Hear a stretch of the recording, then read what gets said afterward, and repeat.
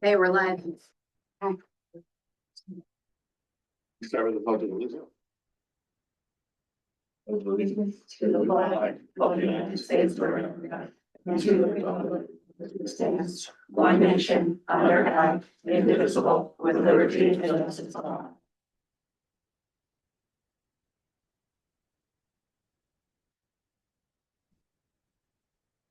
Motion to approve the agenda for the Board of Education work session on March 11th. Don't move. For a second, Second. any comments? All in favor? Aye. Aye. Thank you. Is there any public comment?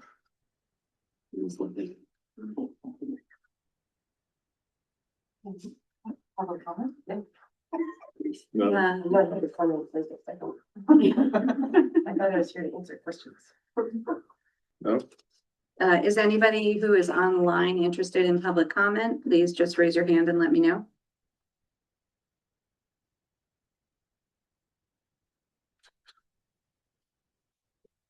thank Seeing you. none. All right, number 4 is the budget discussion. Do you want to start, Kim, or? Sydney?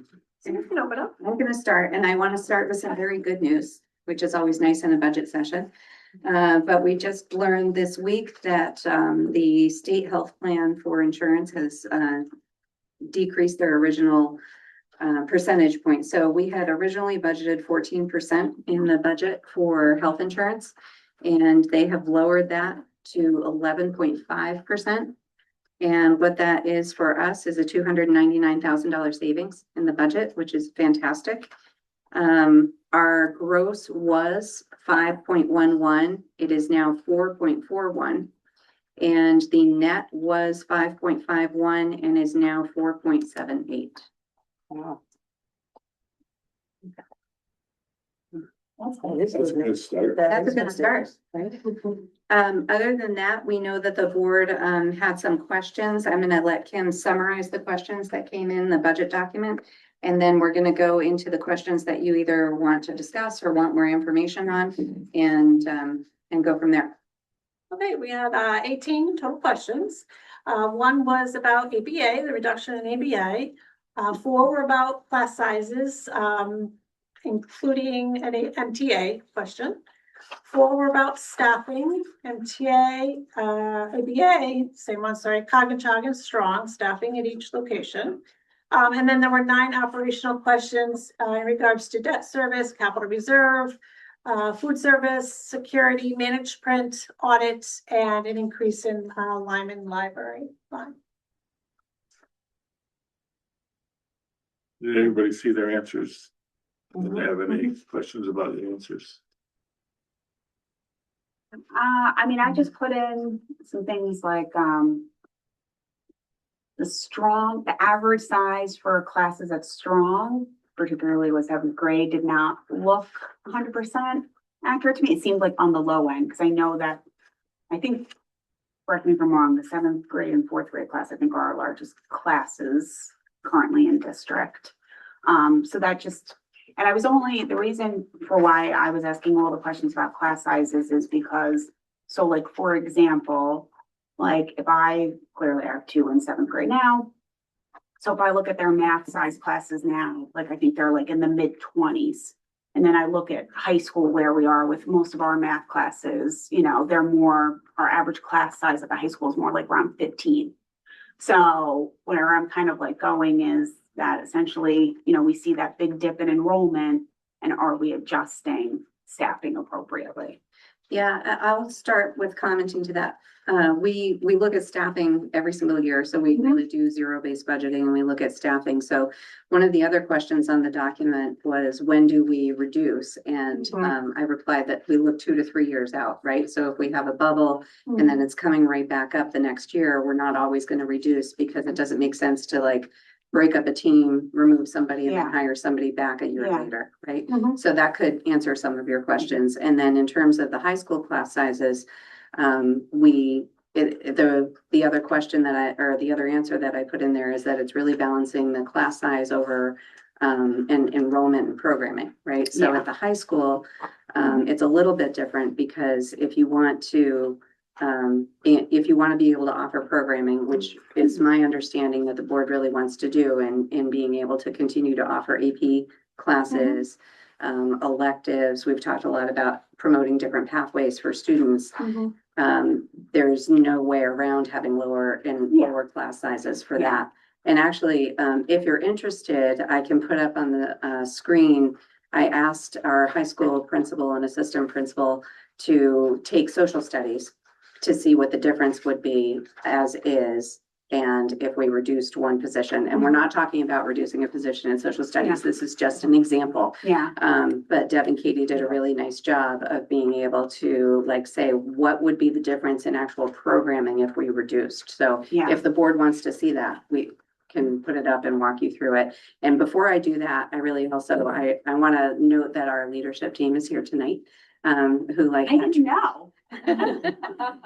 And to thank them for being here tonight and all the tremendous effort that they put in to develop this budget. And we also have Jenny Lucier here tonight with us to answer questions if you have any about library media specialist stuff. So quick aside, but thank you for being here. And do you want to see what social, like, do you want to see the difference? Seeing it, I'd love to see it for math though, like as well, because that's honestly like, just to give this preface, like, so what I did, I'm like, look at things like obviously from like a data standpoint sometimes. And I know that's not the end all be all, but like when I looked at, so we had so far this year, 380 classes. I took out all the advisory, all the study halls, all the ABAs, everything. They're left with probably about 280 classes. And 192 of those have less than 15 kids in them. Almost 30 of them have less than 5 kids. And so like, that's where I'm like,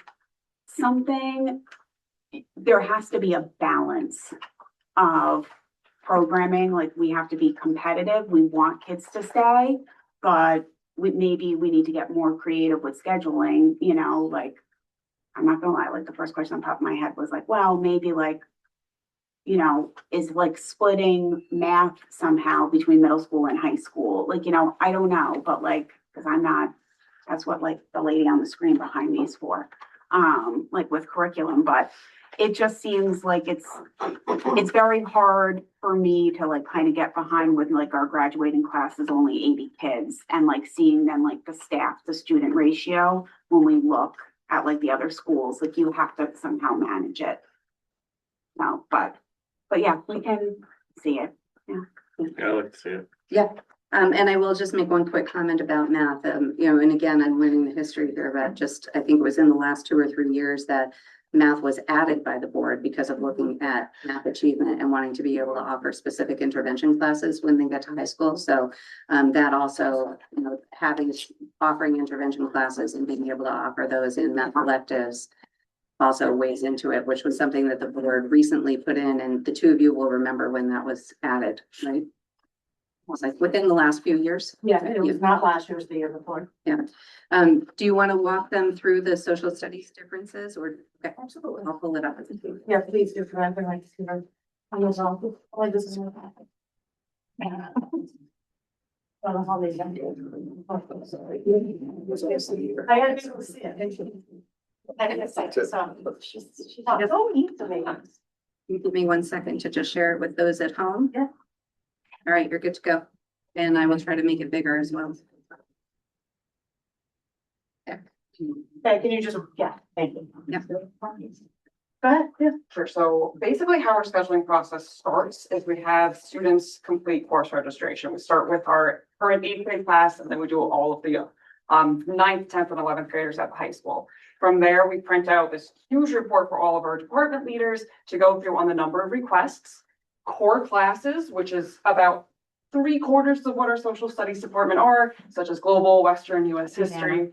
Those are all required classes. So anyone who signs up for those courses, you have to because you're in grade 9, 10, 11, whatever you need for graduation requirements. When we get to electives, they tend to be half years, or if they're APs or UConns, they are full year classes. And those are technically electives as well because you can request it either as a primary or as a secondary request. We give all of those numbers to our team leaders. We ask them to work with our departments and then come meet with me and Deb with their suggested full-time equivalents throughout their department and how many sections to run based on those numbers. This top section is what our social studies department leader suggested, and honestly, it was pretty spot on to what me and Deb suggested as well. So one of the things to answer your question, Christine, like, so, Western CPA, 10th grade class.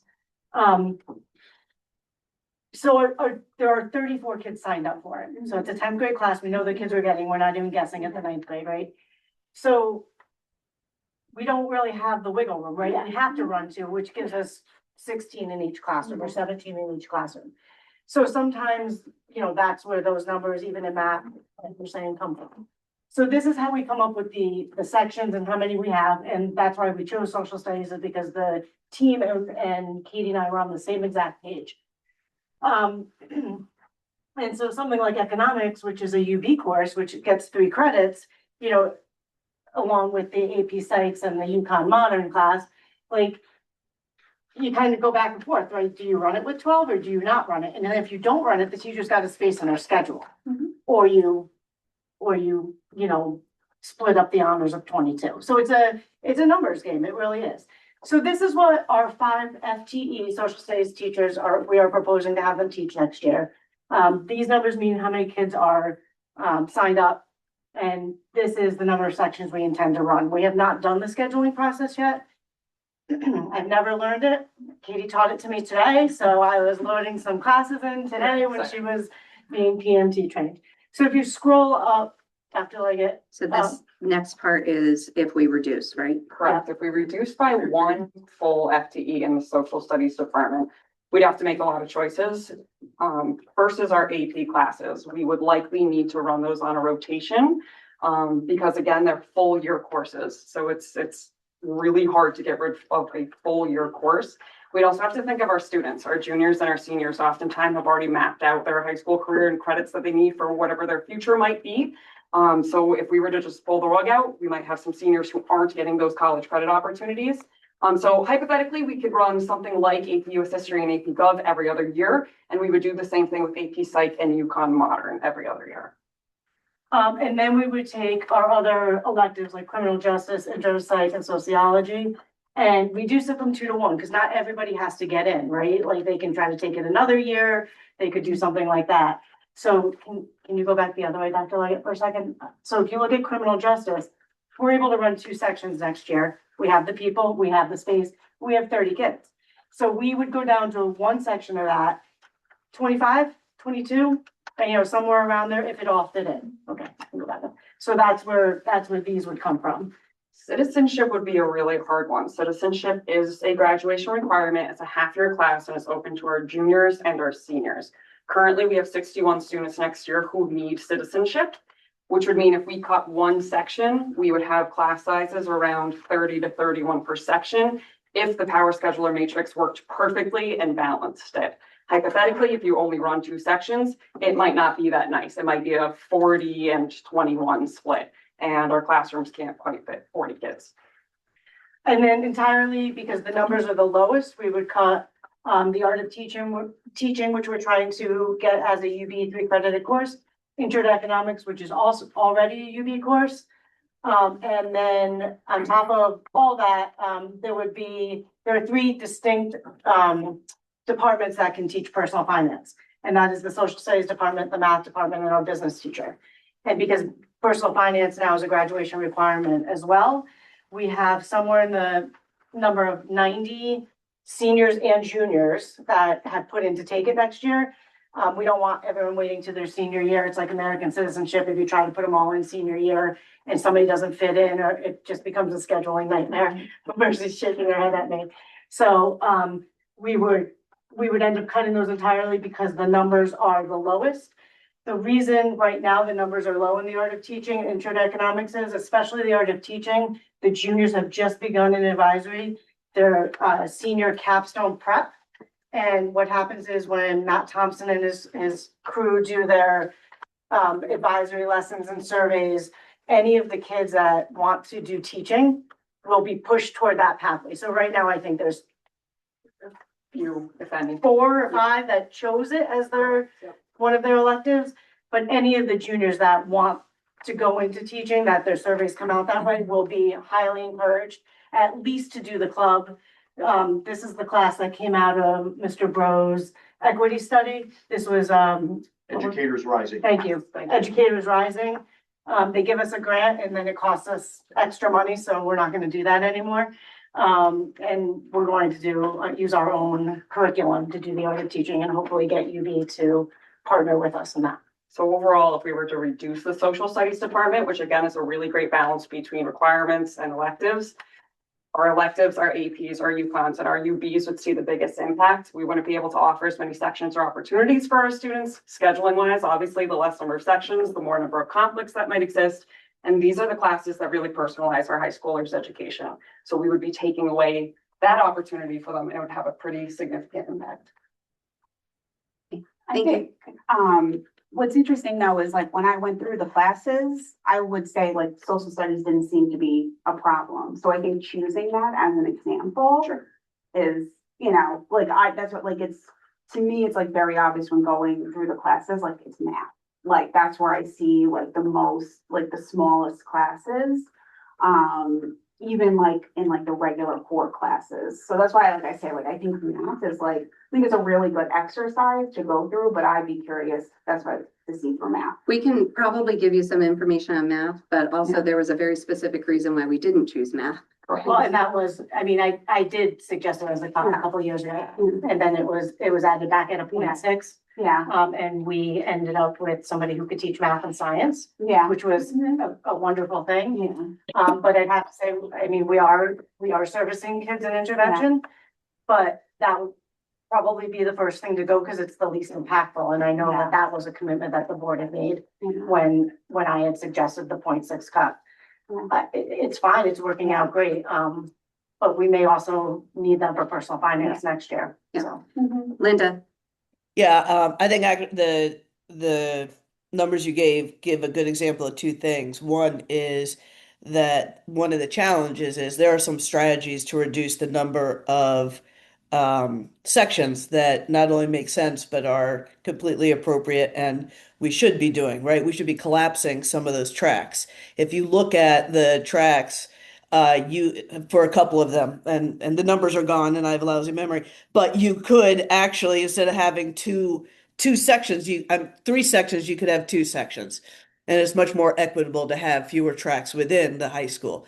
That's one thing. But the other thing that's interesting is that will not save more than, I mean, it will not create 5 sections, which is eliminate 5 sections, which is what you need to quote unquote eliminate a teacher. So the challenge in a small school is that one of the things is that yeah, we could actually collapse some of those classes. However, that's not going to be enough to eliminate one FTE.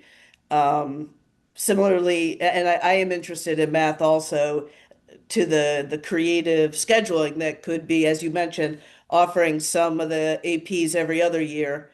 And I love the idea of if there's an extra spot in somebody's schedule to send them down to the middle school to alleviate some of the pressure of class sizes there. And I had one other thing, but it's gone. So I'll see if I remember. We do share some staff, and I don't know if you want to say, since they changed their schedule this year, it is really, really difficult. Katie and Yeah, the guidance secretary at Strong, Aaron, did a really good job getting our Spanish teacher to be able to be there. But I think Dave can tell you that it's a challenge right now on different schedules. They start later, they end later. They don't have the same schedule that we have. When we did, it was a straight thing. And so, you know, I don't know where we're going in all this in a couple of years, but that would be really helpful to go back to, in my opinion. I don't know if it's Dave's opinion. And I remember the addition of the intervention. That was what I wanted to bring out, was that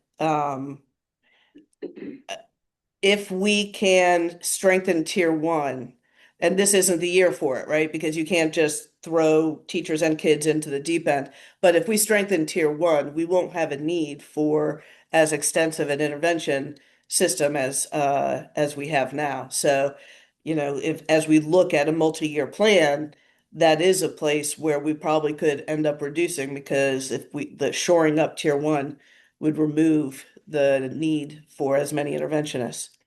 Thank you. Agreed. Any other questions?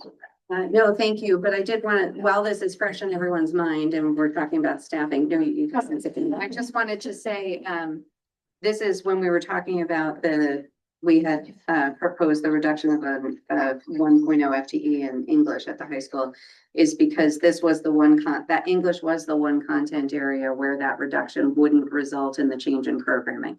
It would just increase the class size in senior year. What you have, I also, since I figured staffing was going to be the major thing that we were going to discuss tonight, underneath your agendas, I just made a list of the ones that we had been talking about, just so I don't know if you want to go through them methodically. We just basically kind of filled up the English teacher. But we have our proposed reductions, the proposed additions, and then we have some continued discussion. It's up to you where you would like to begin. Why don't we start with the library media specialist, since Jenny's here, we can talk about it, and it's an add-on instead of a lead. Yep. thing. So. It's the only addition that's really being proposed this year. So we're proposing the 1.0 FTE, which would put a full-time library media specialist at both the middle and the high school. We sent you an original proposal for that, and then we also just sent you recently a more fully developed plan for the kind of things that would go into how that would affect a lot of things in both schools. And there was one question I know that came up about the possibility of waiting to make this addition until Memorial opens, but given that we have 3 FTEs of library and media specialists in the district and collapsing the 2 schools into Memorial, I don't see how with a school of almost 700 kids, you're going to reduce library and media specialists. So, I mean, you could have other reasons for deciding to conclude this or wait, but I don't think waiting for Memorial is a reason that would have any bearing on this decision. One of the things I was looking at in your information is what are some of the other high schools doing with their library and media specialists? Well, I know that Jenny went and interviewed a few stellar libraries and you didn't interview the libraries, but you interviewed some stellar library media specialists and did some research. I don't know if you want to speak to like some of the highlights that you saw from what we could potentially have from a full-time. I think, I think that I did several people, some of whom were, also teacher of the year people. So I went big for the people that I was looking at. And I think the things that I noticed, and I think I summarized that for some of you guys, but the idea is that, these are instructional leaders in their schools. I think that came out very clearly that they attend curriculum writing, they attend team leaders so that they know everything that's going on in their schools and that they can provide support. I think the other thing that happens is a lot of collaborative work. Sometimes there are, I forget the exact word we used, but like classes that they have to go. So like all freshmen are going to have I don't remember the exact word, but all freshmen are going to have this experience. I think it was some kind of experience, guaranteed experience, so that every single kid in that school, when their freshman year, is going to work with the librarian. So they all get, here's what the databases look like. Here's what, here's how media literacy works. Here's how, here's how AI is working these days. So kind of embedding those things. I think the other thing that I saw was, again, leadership in terms of technology, making sure that, that whoever the librarian is providing technology, instruction to both students and teachers and staff, whether it's, before school, after school. They talked a lot about lunch and learn kind of things, developing a culture of reading, working with teachers. We know high school kids, they're busy, it's hard, but continuing to really work with that so that they're working with the teachers in various departments. Sometimes it wasn't even English department people. Sometimes it was the social studies teachers that were saying, we're going to start out each class with some independent reading kinds of things. So I think those were some of the things that stood out to me. Some of those leadership roles that each of those folks had. Sometimes they had an assistant, sometimes they didn't. Obviously, The space can be used differently if there's an assistant involved in that.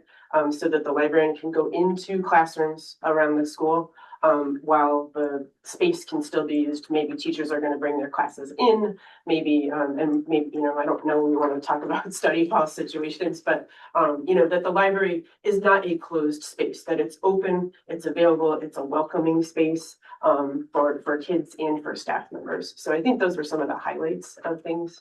Thanks. And the other thing I wanted to make sure everybody had in their minds is that, we've talked a lot about the impact on the high school, but this would have a huge impact on the middle school at Strong as well. I don't know if Dave or Noel would like to speak to it. You don't have to, but like just the ability to be able to put library media into the rotation of specials would be huge, where we can do like a lot of executive function. We can do a lot of study skills, research, like some really critical things that kids will need through those middle school years that they're not able to have right now. And understanding how the executive functioning unfolds. So when you think of the library media specialist as kind of a thought partner with the teacher. So I, as a former English teacher, I'm rolling out a unit of instruction. So my students are able to get in there and they're able to also, from a different person in a different environment, talk about how do I organize this? How do I pull my sources? How do I, simple nomenclature, like when I'm naming files, how many of us have looked at our files and like, where did I put that? Or how did I label that? All those little things we take for granted are part of those semi-soft skills, but it's the executive function of being able to do things sequentially and to do stuff so that I can re-access it later. And so that's critical. And I think a lot of times that's one of the things where I've seen and where I've used my media specialists in the past to help create that foundation, in addition to media literacy and things along those lines. So they have this dual purpose, but you have an individual within the school who literally works with every single task. That's cool. And I'd like to highlight, I think, the media literacy aspect, because I think we all know, not just, we all know what AI is doing. And I think, from a teacher perspective, I hear, like teachers have so much on their plates and now we're asking them to do another. Now you have to teach AI too. And now you have to teach media literacy. And so again, like Dave was saying, to have a partner in that so that your librarian is doing all of those things, and those middle school kids, which is to me like super peak time. Although I feel like it's getting earlier and earlier, but middle school 6, 5, 6, 7, 8, where they can have very specific instruction in a library class that's part of those rotations, over and over, because I think having, one class, just hit it one time and they're going to remember, we all know that's not true. But if they have it every year and over, and that person can stay on top of the latest things and the changes, and just good instruction, how do we make our lessons, AI resistant, all of those kinds of things. How can we help our teachers? To me, that media literacy piece is probably one of the most important ones, in this moment right now. How do we teach computer literacy now? That's a great question. I think the other thing I was going to say was, one of the issues we've had is we have not had, and part of it was because COVID interrupted our curriculum writing. Liza, I know is we're working on it, and I know we're on the list pretty soon, right, Liza? But I think we've talked about the fact that we need a better K-12. I think K-5 we're in pretty good shape, but that 6-12, where that curriculum is, I think that is a place where we really need to be looking at it. Looking at what are our tech teachers doing and what are the librarians doing. I think, Scott in the tech world is doing some slightly different things. But again, I'm not sure. I haven't really talked to, we haven't had a curriculum time to do that lately. So I'm hoping that this can improve that kind of vertical alignment. Other questions about LMS? Denny, thank you for being here. Sure. So with the new position potentially happening, what would be some measures for success of that in the coming year or two? I mean, I don't want to get involved with union issues or anything like that, like grading somebody or evaluating, but like the overall climate. And I mean, I think the person does matter for sure. Sure. It's either a welcoming environment where there are some parameters to go by and people respect them, or it's a free for all. Well, and I think one of the things that Dr. Leggett asked me to work on, and asked actually all three of us to work on, was, what does a job description really look like? So that when we are being, observed, and when we are being, assessed on what we're doing, how can we tell? So things like, You know, is the librarian attending curricular meetings? Are they participating in those things? Is the circulation going up in your library? Is the amount of database usage going up? I think we need to get some databases in here because I'm not sure what we have for that, but I think increasing those things, what kind of both digital and print materials are available. And I think looking at collecting that data, and I don't love data, but I collect a lot of it right now because I think it's really important to be able to show you guys, you know, my job matters and here's what's happening. And I think we should be doing that at all the levels in the library. So I think there are ways just between the job description, between observations, all of those kind of things. I think there are ways that you can look at those and measure the success. I think it might take a couple of years. I think support from administrators and things are going to be really important because it's hard with teacher schedules to get collaboration time. So how can administrators help set up an area of success for all of the people involved?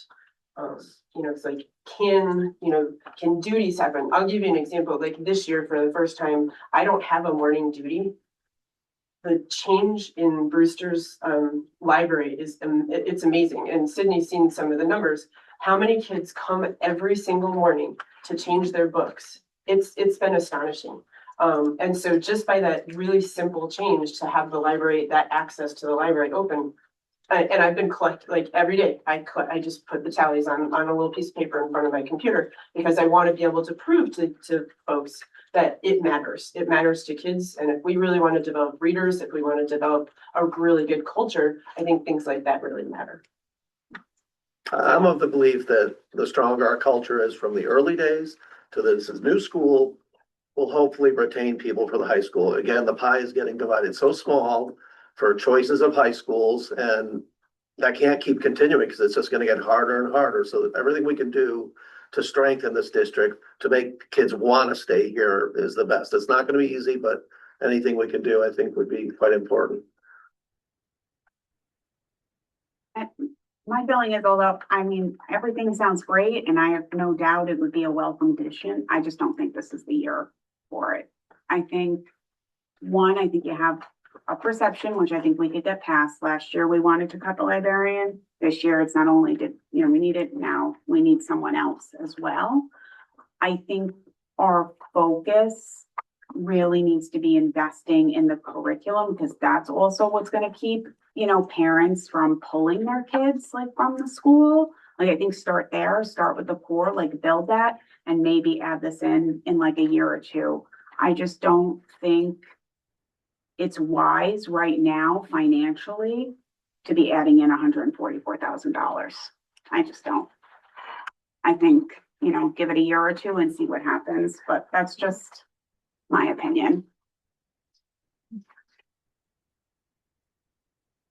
Any other comments? It just seems to me that this is an initiative that Dr. Leggett has brought to us for a change and goes along with our curriculum development, goes along with the changes we want to make in our practice in here. And I think we have to stop looking at this room as a meeting place and a study hall and start using it to help kids. One thing I'd like to add, I attended last summer a conference called the Bridging the Gap Conference. It was put together by the Connecticut Library Consortium, and it brought together higher ed. So we had folks from Quinnipiac, we had folks from all of the community college system, UConn Law, all kinds of places. And there were some people collecting a lot of data. And one of the things that stuck out to me was that they can tell what districts have really great high school library programs and what places don't, because those kids are coming in, they don't know what a database is, they don't know how to use these things. And I'm hoping they're going to have a second round of this Bridging the Gap, and I hope maybe some folks would attend that. It's really interesting. Again, it's that collection of data. They're taking it from the people that see these kids, whether they're going on to college or if it's a career thing. I don't think it matters too much, but, it's just something to consider, as we move forward with this, for sure. No, I really have no doubt that I think it would be like wonderful. Like, to me, it's like kind of like, it's a huge want, like right now, and I have no doubt, but I just think we have so many competing priorities. And so like, I think maybe if there was like a 3-year plan to kind of like see how everything would like pan out, I think maybe that would be easier to digest. 3-year plan for library or No, everything. like, yeah, like kind of like, yeah, like maybe like throwing in like kind of like capital plan, you know, but like for what do the schools look like? And you know, that's kind of like an ever evolving project, like with the, we're not calling it Doing a a portrait strategic of a, plan. we're not, what do we call, no, it's not a portrait of a Vision of graduate anymore. graduate, but Vision like of by graduate, June, sorry. you'll have a draft of It a was a strategic portrait of a plan. graduate, thank you, Yeah. yes. Lynn, So oh, I sorry. think kind of, well, it's just, to me, it just like all comes together of like, you know, what I was saying before, it's just that fine balance and finding it, and I just don't think that we're there yet. Linda? Yeah, I am in that, I'm torn in this especially because first of all, thank you for providing the description. We asked for like your vision of what would it look like, and I'm totally down with your description, and the vision of what that position in the library would be. And I do struggle with, is it the time to make that kind of financial commitment? And to me, I don't know if I'm supposed to say this out loud, but honestly, like if we believe that we want to move forward with it in, and the towns disagree, and they can only vote yes or no. So if the referendum doesn't happen, then to me, this is one of those first things we look at in order to make the budget satisfactory to the towns. I would love to have it, but similar to Christine, I just don't know if it's financially the time to do it. If we start getting tier one where we can start eliminating um, interventionist positions, I think that starts to even out. We could also see how finance committee goes next week and like what Yeah. feedback we get. Yeah, we're not making the final decision tonight. Yeah. I just have a question, although I taught with Jenny for 100 years, so I know her like a book, literally. So just you, 100 years. it feels like it, right? We go way back.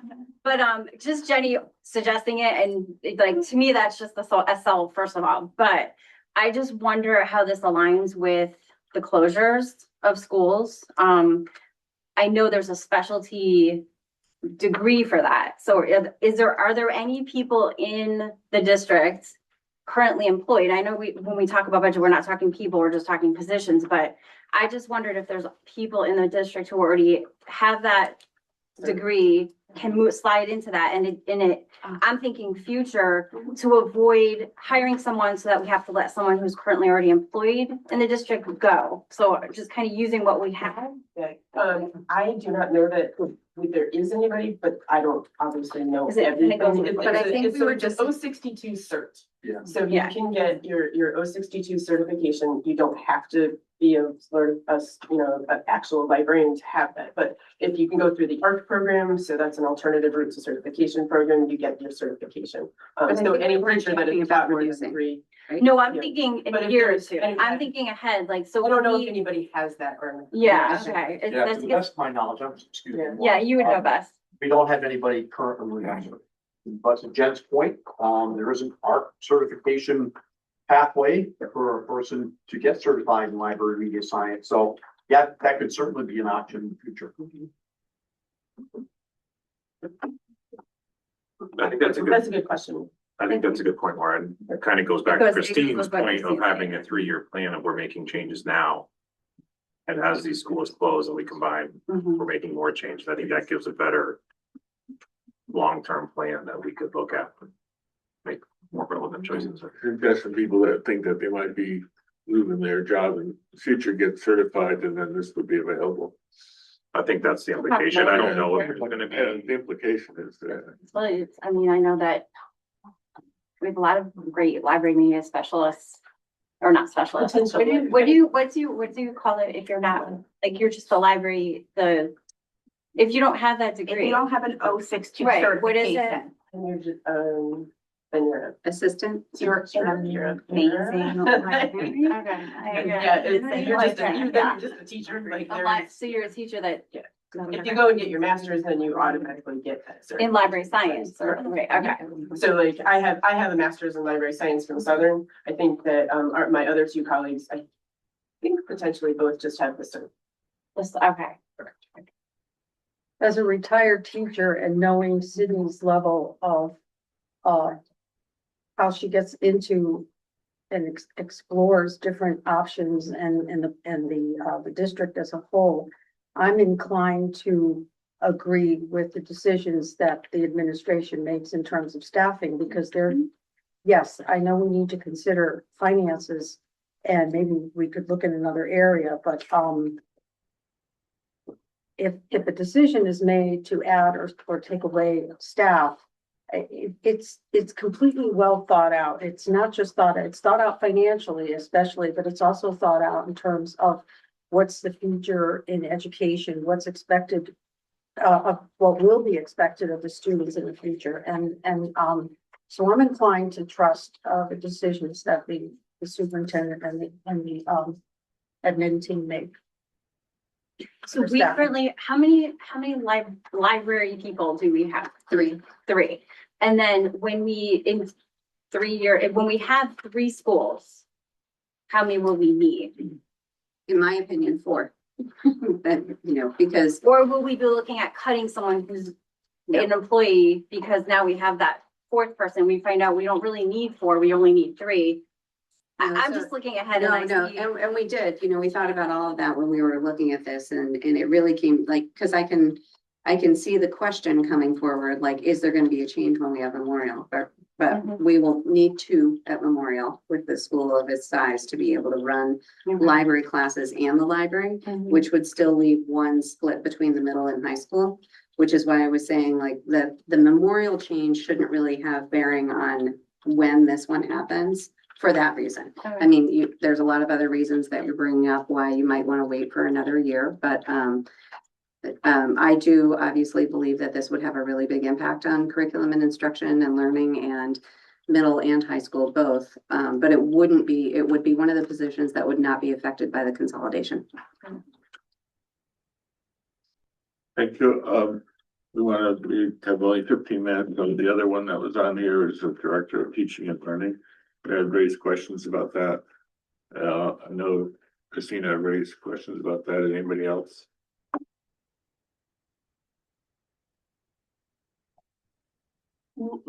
Linda gave me an excellent education, so I'll still up. Thanks, Linda. Linda's getting gold stars. What No, so I think it was if she It was was here? super helpful, I know. Well, if she, at least my back is to her, so I don't need to look at her and tell her she's doing a good job. It's a little bit easier this way. Thanks, Penny. No, like, I think, like, like, to me, like, I'd rather, keep that as is. I mean, I did notice that Focus the, on curriculum development. yeah, I did notice like the in-service does have like a pretty healthy budget there, that I think if there's any room that, but I think I would probably maybe almost save that, like, just in case the budget doesn't pass, but, essentially the way I look at it is there's 3 positions, then you have all the in-service, and that, we see how it goes. So you think is support keeping it in the I budget? support keeping that in the Yes. budget. Except that in the past, we had 1 person in that We position. always had more than one. Not one physical person, but we had lots of support for that. Support, think but if you look back at that- not administrative support. We had 1 administrator Yeah. in that position. And then whatever other support he had. Yeah. And if you, I'm not there's a sure how spreadsheet, that you see, could happen again. There's a spreadsheet that Yeah. shows what was going on at that time. it is actually really helpful to look at. That's why I asked for it, like, just to kind of see, like, so you'll kind of see, like, when we have less FTEs, we had more consultants, you know, that basically was supporting, you know, that lack of the FTEs, then you kind of like see it like shift, you know, so it's like, so in theory, we've been close to spending the same amount of money. I had it with me. I have it if you need me to pull it up, but I don't know if you need me to. I think so. I had two others and I apologize because I didn't get a chance to put it on the Google Doc. But I actually, in my opinion, there's some reductions that I would love to see not be reductions. Although I know the goal is to keep reducing the budget, not adding to the budget. That's not my goal. My first one is the grade 1 teacher. Obviously, I realize that the class sizes are low enough to not be able to support the amount of teachers that we have from what I hear. Having taught 20 years in that grade and 10 of them here in this district, I know that team. I know the team will do well with 16 kids. They'll do excellent with 18. They'll do excellent with 20 plus. But I do know that the struggle is real. And touching on what Linda was saying as far as catching the intervention early, I just feel like my ideal would be the lower the class size, the better, and not reduce the position.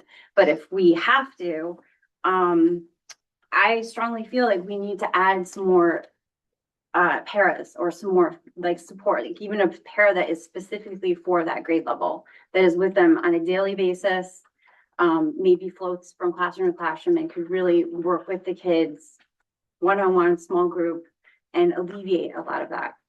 I'm a big believer, also being a reading interventionist and a reading specialist, that the more we tackle those younger grades, the less we need, touching on again what Linda said, but the less we may need in the older grades if we really can hone in on that kindergarten, first grade, second grade. So again, my want is to just keep the position, but if I can't get that, I really would love to have a conversation about adding more support. And you might have more to say about that and see. I just want to clarify, and I totally agree, early intervention, the earlier we get everybody, we all know the better they're going to do. I think one of the things that people often talk about in terms of support at like K1 is having like classroom assistants, and the district has moved in that to have only special education or special education teacher assistants. So I just want to clarify if you're talking about increasing special ed paras, or if you're actually making a suggestion that we kind of go back to revisiting teacher assistants in those early grades. I am talking about that. Because I'm talking about the kids that aren't special ed. I'm talking about the kids, you know, we all know, like, you have classrooms full of kids that don't have IEPs. They are not on a 504 plan, but they will slip through the cracks, or the teachers cannot get to what they need to get to because they are so overwhelmed with everything else. And now we're increasing their class sizes that I'm a strong believer that the more support we can give in those grades with people, then the less we'll need in the older grades. And I was disappointed to see more on top of that grade, more on top of them. So yeah, I would love to revisit.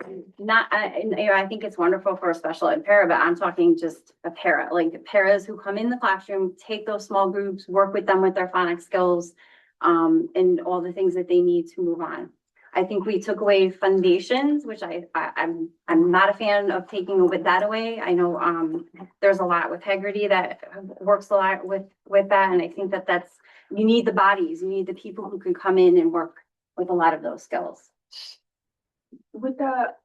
Maybe what would be helpful, you can tell me, shut up, but almost like with the social studies thing, like, I'd just be curious, like, okay, like the current, I guess, what would be the current forecasted class sizes for grade 1 based on current staffing? And if you take away the one, I'm sorry. It was small. It was like 13 or 14. Yeah. It was small. So that's why I know it's probably not a possibility. I mean, that's assuming that no kids are moving into district and we're not increasing numbers. But so I think with reducing the first grade, I'll let her. I think it was up to 18. And I have it. I literally have it folded down. Oh. I really. 94. Yep. I'm embarrassed now, because I literally have the page folded You down. don't have all the pages. before. I have it highlighted. I know, I don't have it highlighted. I have the important ones folded down for myself. So. No, I see it. I had it circled. So how many, I'm sorry, so how many is it per class, per class size for the, with the reduction? How many It would kids be per- recommend, it would be 17.4. And that's target size and Yeah, And that's currently what our kindergartens are. yeah, no, I'm not, like I said, it's clearly a want. And I know the numbers can't probably justify the position, but I mean, you guys would know best, Tom, and you guys know, I mean, do you see, is there a need for, I guess if we're gonna call it the good old fashioned paras that come back, you know, just the extra people, the extra help to get our kids in those young grades over the hump, not the special ed. I'm not talking special ed, you know, that's a whole separate thing in itself, but That's a hard question to answer. I was gonna say. that's why I'm up here. I can just say it. I think most educators would say yes, right? I think. And I feel like that's why I'm up here speaking all the time for the educators of this district. So Yeah. they want it, they need it. But I think, I would say yes too. Like, Right. I think it's great to have assistance in those early years. However, I think it's a much bigger discussion because it would be a bigger budget discussion that maybe we have when we're looking at Memorial, because it would be probably adding somewhere between 5 and 10 teacher assistants, which is, I'm guessing, something that you don't want to entertain this year. I mean, if you do, you do, but I'm guessing that would probably be something that when you're worried about the 4.41, that you might not want to do it now. And we can't just add one because, you know, then they Yeah. fight over. And we do provide, para support to the grade 1 classrooms Mhm. through our kindergarten paras. I don't think they see them very much. I think that they do a lot of coverage. From where I mean, and I work in schools all the time, so I know ideally on paper, it looks like there's probably a lot of support, but I don't It's think not, that I'm not gonna happens. say it's a lot of support, but Yeah. we do have some support from K paras during the related arts times. So the related arts, times are for 4 days of the kindergarten's, classrooms, the kindergarten paras go into first grades.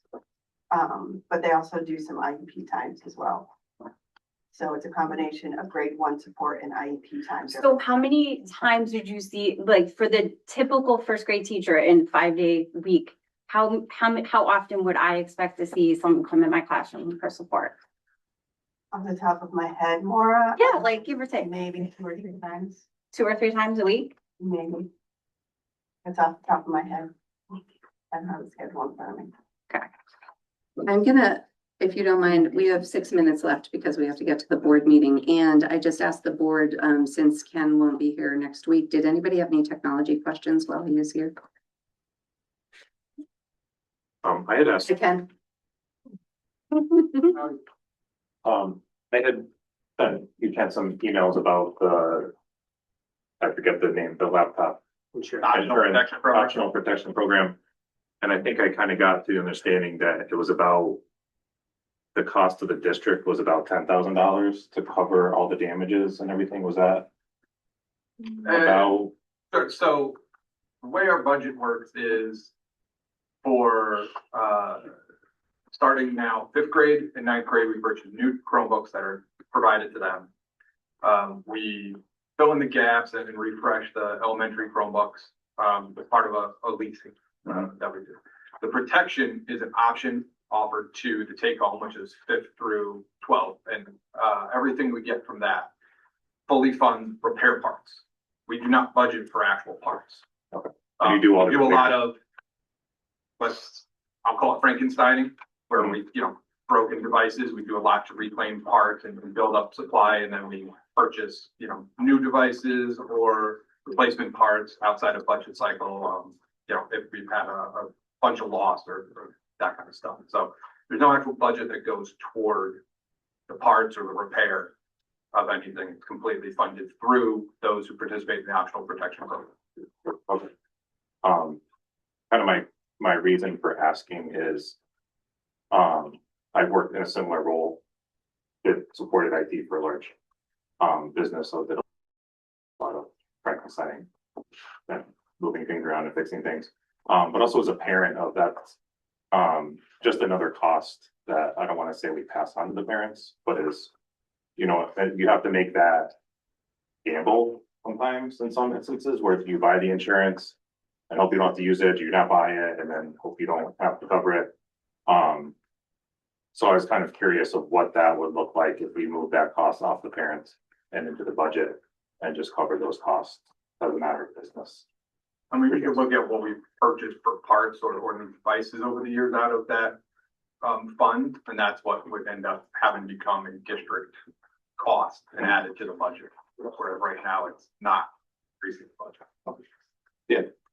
Another thought process on there is just as expensive as textbooks, although we buy them more often.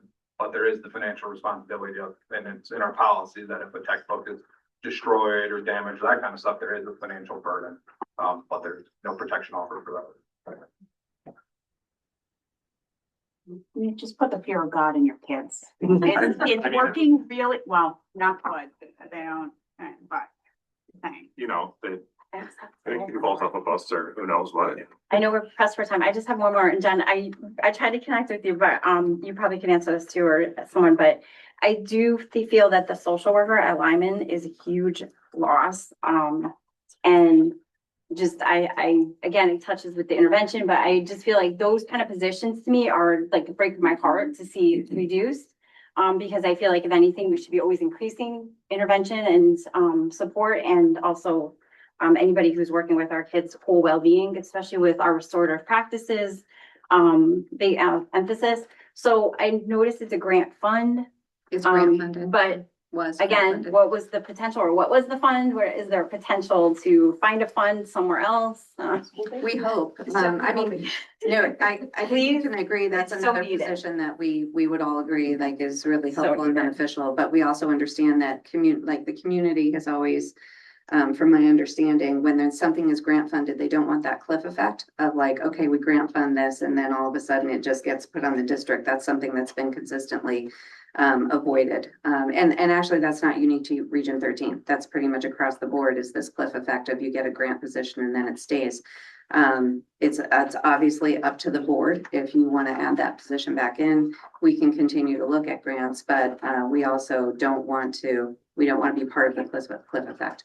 You know, the understanding when that position came in was that it was a 3-year deal. Yeah, and it was, and Yeah, it I've was gotten a couple of specific letters to on that. adding a person, Yeah. which we typically don't do under grants. Right. But it was very specific to this particular grant for the 3 years and 3 summers. And the position is highly valued, and the person who has been in the position is also highly valued. And I absolutely agree. And I agree.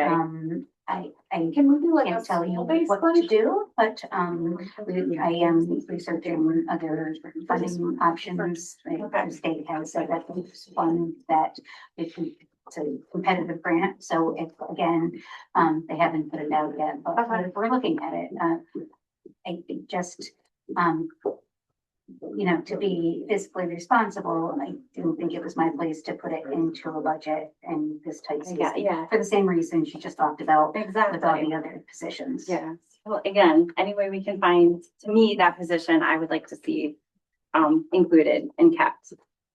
Can we, I know we're gonna end, but for next time, can we explore like a school-based health clinician? Because that won't cost us any money. They'll actually pay us to put a clinician there. We have those. Yeah, yeah, so can we put one at the elementary Well, school? we can certainly look at partnering. Because they want to do it, because they want That. health insurance.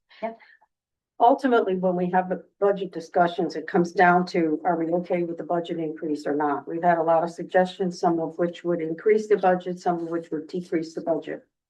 So I guess the question is, are we okay with the budget increase? Do we want to see it lower? Do we have a percentage in mind? And whatever the decision is. We have a Board of Finance meeting at next Yep. Wednesday and a board meeting on the budget that night.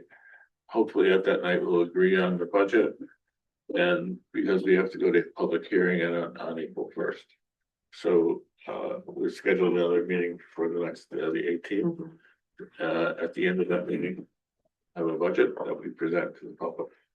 one way or the other, that's what, we have to have that, so we can present it to the budget on the first. And usually for the, I just wanted to say for the new members, usually if we come up with a percentage, we usually leave that up to the administration to figure out, unless we feel very strongly about something to figure out how to make the cuts. I'm not sure if it's healthy to just say this is the percentage. I mean, I think you really have to think about these positions and Well, that's how, why we're getting Yeah, suggestions as right. well. yeah. Yep. Mhm. So how many more That's a combination. sessions do we have for discussion? She's saying one. Just the one? Right now. So don't we normally have like several? We had one a week ago where we presented it. and we Yeah, had That's the presentation. there was a presentation and then now just tonight and two? Two more altogether. Two altogether. If there's a public hearing, or after the public hearing, you'll come back into a board meeting and changes can still. Well, yeah, if it's, yeah. I mean, if we feel like on the 18th that we need another week, then we have another week, but we have to announce the public hearing at least a week ahead of time, right? Still go on. Yeah, public hearing would still go on. So we could. Wednesday, or it's on a Wednesday, It's Yes, the first of And it's, Wednesday. so it's the Yeah, so 26th you would be the week that. technically have our third meeting if you need it. Okay. All right, well, let's have a motion to adjourn. Second. Jay, second. Who's second? I didn't hear you. All in favor? I'm gonna end this meeting and open the next one.